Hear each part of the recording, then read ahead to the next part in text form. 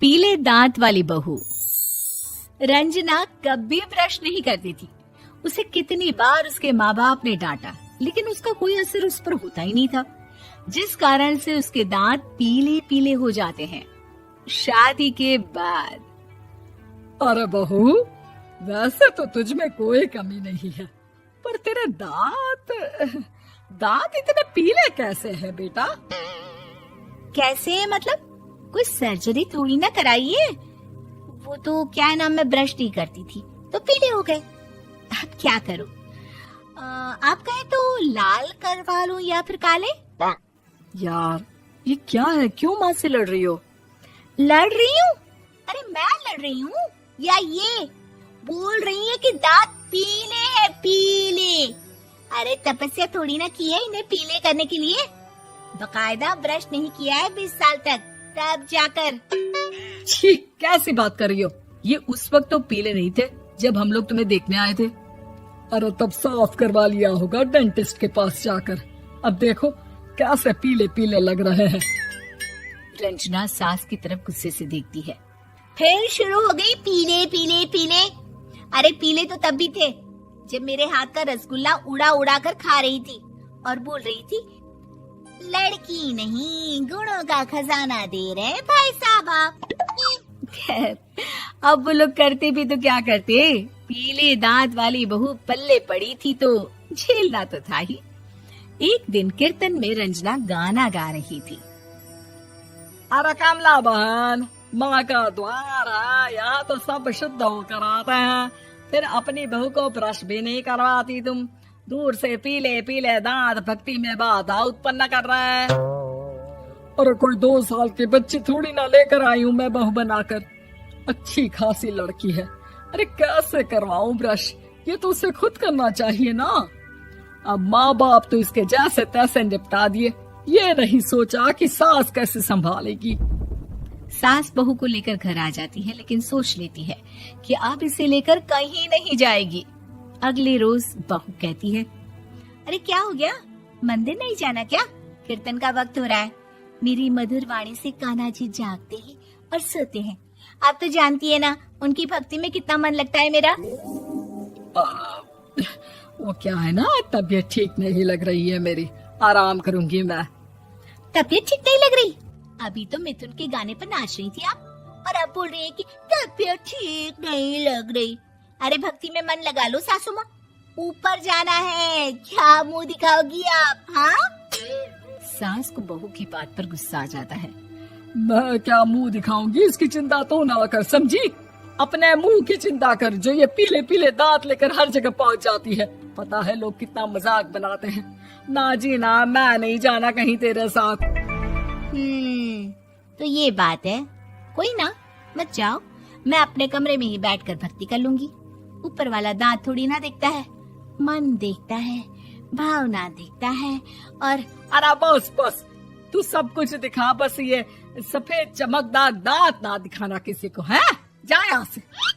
बहू को सास की बात का कोई फर्क नहीं पड़ता, वो तो जैसी थी वैसी ही रह जाती है। सुबह नहाकर किचन में खाना बनाना, फिर खाना खाना, कीर्तन भजन करना और सो जाना।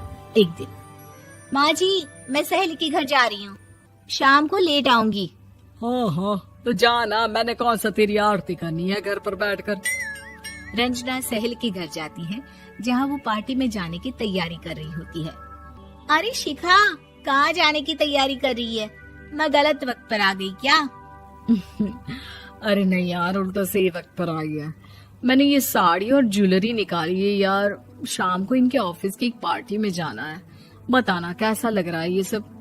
नहीं यार, इस ड्रेस के साथ तो वो वाली ज्वेलरी अच्छी लगेगी। हाँ हाँ सही बोल रही है, मैंने ध्यान ही नहीं दिया। वैसे तो हमेशा से मस्त फैशन सेंस रखती है। तो बड़ा जाती होगी ना पति के साथ पार्टी में। रंजना कुछ नहीं बोलती, बस सोचती है कि यार काश ये बात सही हो जाती, पर मैं क्यों नहीं जाती पार्टी में? क्या इन लोगों की कोई पार्टी होती नहीं होगी? रंजना घर आती है और रात में पति से सवाल करती है, एक बात बताइए, आप मुझे किसी पार्टी में क्यों नहीं ले जाते? क्या आपकी यहाँ ऑफिस में पार्टी नहीं होती? पति बेचारा क्या कहता कि दांत पीले हैं तुम्हारे इसलिए। अरे कोई पार्टी होती नहीं हम लोगों के ऑफिस में, तो कहाँ से लेकर जाऊं? और मार्केट, मॉल, कहीं वीकेंड घूमना, कहीं तो। अरे यार, सारे हफ्ते में एक छुट्टी मिलती है, तो सोचता हूँ कि आराम ही कर लूं। क्यों? रंजना मन मार के रह जाती है। पहले कभी सास के साथ मंदिर जाया करती थी, लेकिन वो भी सास ने ले जाना बंद कर दिया। घर बैठी बैठी रंजना बोर हो जाती है। तभी उसे आइडिया आता है और वो मायके जाने का सोचती है। सासू माँ, 2 दिनों के लिए मम्मी के घर जा रही हूँ। अच्छा अच्छा ठीक है, आराम से जा।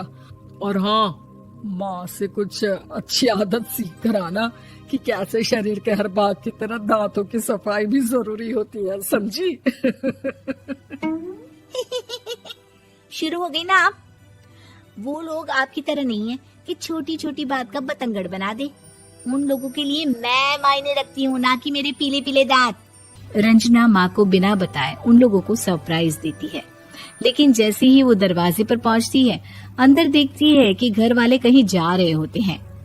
अब माँ, काश रंजना दीदी के दांतों वाली प्रॉब्लम नहीं होती, तो वो भी हम लोगों के साथ चलती ना बुआ जी की बेटी की शादी में। हाँ बेटा, लेकिन अब उसे कौन समझाए कि उसको उसके पीले दांत नहीं दिखते, लेकिन उसके आसपास के लोगों को कितना एम्बैरेसिंग फील कराते हैं। मुझे तो कितनी बार उसके स्कूल की टीचर ने शिकायत की कि उसके साथ कोई लड़की बैठना भी नहीं चाहती, और ना ही कॉलेज में कोई उससे बात करना चाहता था। लेकिन पता नहीं क्यों उसे ये बात समझ में ही नहीं आती। कोई कमी नहीं है उस लड़की में, बस यही कि दांत पीले हैं। वो तो भला हो जीजा जी और उनकी माँ का, जो दीदी को जैसी है वैसे ही रखा हुआ है। रंजना को अपने घर वालों की बात सुनकर बहुत दुख होता है। वो सोचती है कि वो क्या करे, लेकिन फिर वो सीधा डेंटिस्ट के पास जाती है, अपने दांत चमकाती है और कसम खाती है कि वो रोज ब्रश करेगी। अरे क्या हो गया? तुम तो 2 दिनों के लिए गई थी ना, पर कोई ना, अच्छा है, चलो आ गई तो। रंजना सास के सामने आकर खड़ी हो जाती है और पूरी स्माइल करती है, उसके चमकदार दांतों को दिखाती हुई। हैं? चले मंदिर। माँ, मुझे माफ कर दीजिए, मैंने आप लोगों को बहुत एम्बैरेसिंग फील करवाया। मैं आज से रोज ब्रश करूंगी।